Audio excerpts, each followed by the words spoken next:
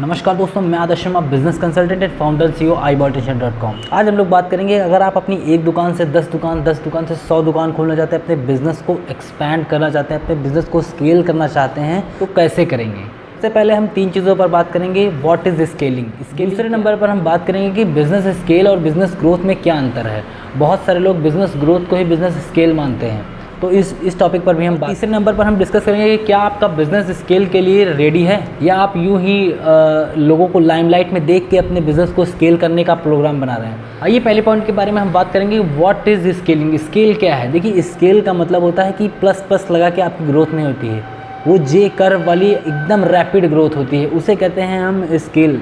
आज 20,000 का रेवेन्यू, कल 30,000 का, अगले महीना 25,000 का, फिर 50,000 का, धीरे धीरे नहीं होता, वो एक्सपैंड हो जाता है। जैसे कि अभी आपका 20,000 का रेवेन्यू था, अगले महीने 5 लाख का रेवेन्यू, तो जे कर्व वाली ग्रोथ होती है, वो ऐसे वाली नहीं, ऐसे वाली जो ग्रोथ होती है उसे कहते हैं बिजनेस स्केल करना। बिजनेस ग्रोथ और बिजनेस स्केल में क्या अंतर है, आइए एक एग्जांपल से आपके साथ हम डिस्कस करते हैं। मान लीजिए कि आपकी कंपनी का रेवेन्यू है 50,000 रुपये। अब 50,000 का रेवेन्यू लाने के लिए आपने एक एम्प्लॉय हायर किया जिसकी सैलरी है 20,000 रुपये, तो 50,000 का रेवेन्यू यानी कि 50,000 रुपये की ग्रोथ लाने के लिए आपको 20,000 का इन्वेस्टमेंट करना पड़ा, जिसे कहते हैं ग्रोथ।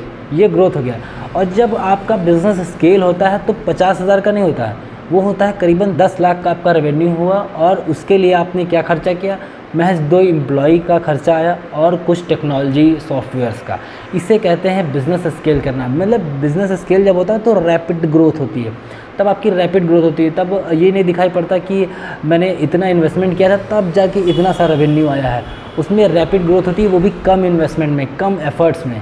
अब आइए हम वीडियो के मिड में आते हैं कि अब आपको स्केल कैसे करना है। आपको ये अपने आप से 3 सवाल पूछने हैं, अभी कहाँ है, जाना कहाँ है और कैसे जाओगे। विवेक सर ने हम लोगों को काफ़ी बार ये चीज़ें बताई हैं कि हमेशा आप अपने आप से एक क्वेश्चन पूछिए कि आप अभी कहाँ पर हैं बिज़नेस में, अभी आप अपनी किस स्थिति पर हैं। और दूसरा सवाल है कहाँ जाना है।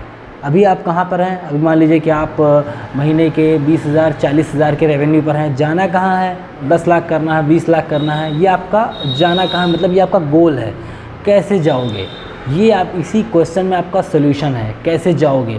अब आपको सोल्यूशन मिलना स्टार्ट होंगे जब आप ये क्वेश्चन पूछेंगे, कैसे जाओगे। अपने आप से ये क्वेश्चन पूछिए कि मुझे कहाँ जाना है। कभी कभी लोगों के साथ ऐसा होता है कि बिज़नेस स्केल करने के लिए रेडी ही नहीं है, लेकिन वो बिज़नेस को स्केल करने के बारे में सोचा करते हैं।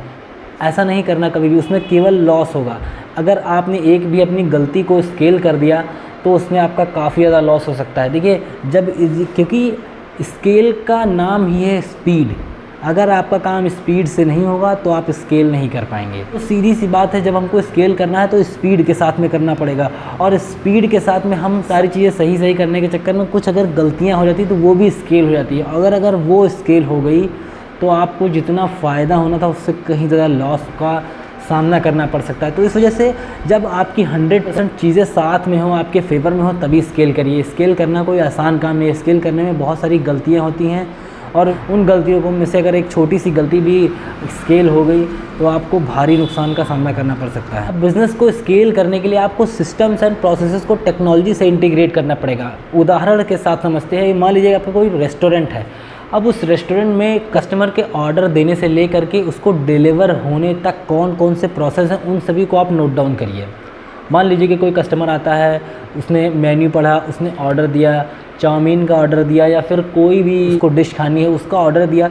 उस ऑर्डर में एक वेटर कैसे जाके आपके कुक्स को बताता है, वो कुक उसमें क्या क्या चीज़ें करते हैं, ये सारी चीज़ें आपको रिपीटेबल फॉर्म में डालनी पड़ेगी। अब उसने चाउमीन का ऑर्डर दिया तो चाउमीन के ऑर्डर में क्या क्या चीज़ें कैसे कैसे पड़ेंगी। एक कस्टमर तो आपको हैंडल करना नहीं, कई सारे कस्टमर्स आपको हैंडल करने हैं, तो किस तरीके से ये सारा प्रोसेस फॉलो होगा। ऑर्डर लेने से ले करके उसको डिलीवर होने तक कि कौन रिस्पॉन्सिबल होगा, कौन इसकी जिम्मेदारी लेगा। मान लीजिए कि आपका कुक कभी आपको छोड़ के चला गया, तो आप क्या करेंगे। आपके केस में कुक का रोल काफ़ी इंपॉर्टेंट है। इन दैट केस अगर वो आपको छोड़ के चला गया तो आप क्या करेंगे। बिज़नेस को स्केल आपने कर लिया है, और अगर वो जो इम्पोर्टेंट कुक है वो अगर आपको छोड़ के चला गया तो आप क्या करेंगे। भाई, वो उस डिश को बनाने में माहिर था, जो भी डिश कस्टमर ने ऑर्डर की थी वो उस डिश को बनाने में माहिर इंसान था। वो अगर उस चीज़ को छोड़ के चला गया तो आप उस चीज़ को कैसे कैटर करेंगे, उस चीज़ को कैसे देखेंगे। यहीं पे बिज़नेस फेल हो जाता है। अब अगर इसी को आप रिपीटेबल फॉर्म में डाले होते, कोई भी अच्छा कुक है उसकी जितनी भी चीज़ें हैं उसको आप नोट डाउन कर लें, चाउमीन बनाने का प्रोसेस का पूरा लिख लें, इसमें कैसे कैसे चीज़ें कितनी कितनी मात्रा में वो डालता है जिससे कि वो डिश इतनी अच्छी बनती है कि कस्टमर बार बार आपके पास आता है।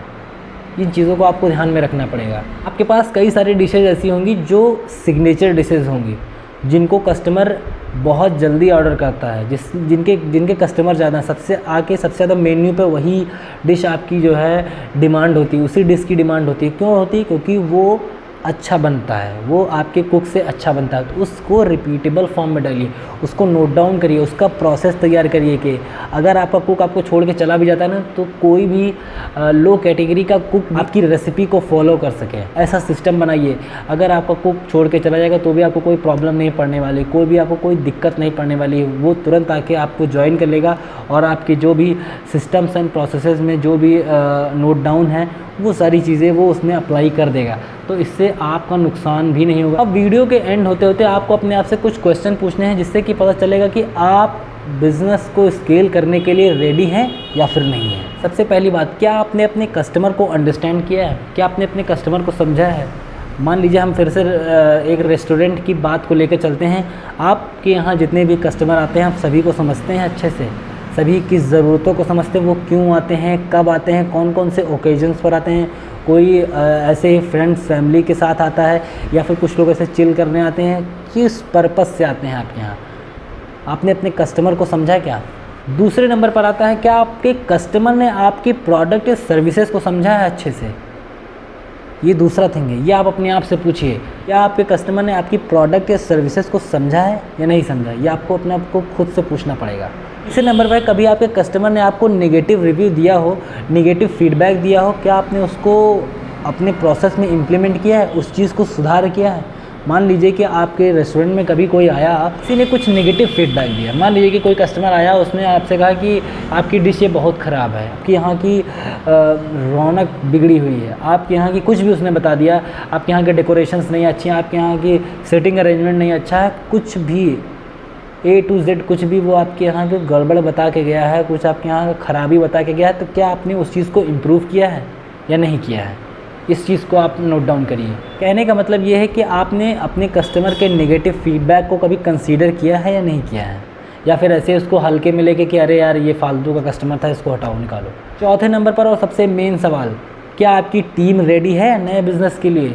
क्या आपकी टीम रेडी है ज़्यादा बिज़नेस करने के लिए? अगर आपकी टीम नहीं रेडी होगी तो आपको नया बिज़नेस वैसे भी नहीं करने देगी। वैसे टीम मेंबर्स का मूड ख़राब है, वर्क लाइफ बैलेंस ख़राब है कि क्या सर उतनी सैलरी में इतना काम वैसे ही करा लेते हो, और काम आने वाला है, मैं नहीं कर पाऊँगा, बहुत सारी दिक्कतें होती हैं।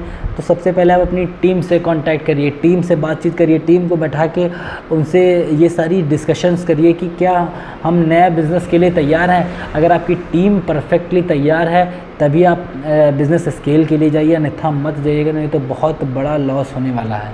पाँचवें नंबर पर है, क्या आपने पहले अपने जो गोल्स बनाए थे अपने बिज़नेस को लेकर के वो आपने अचीव किए हैं, या फिर ऐसे ही आप ख्याली पुलाव पकाने के लिए जो है अपने बिज़नेस को स्केल करने जा रहे हैं?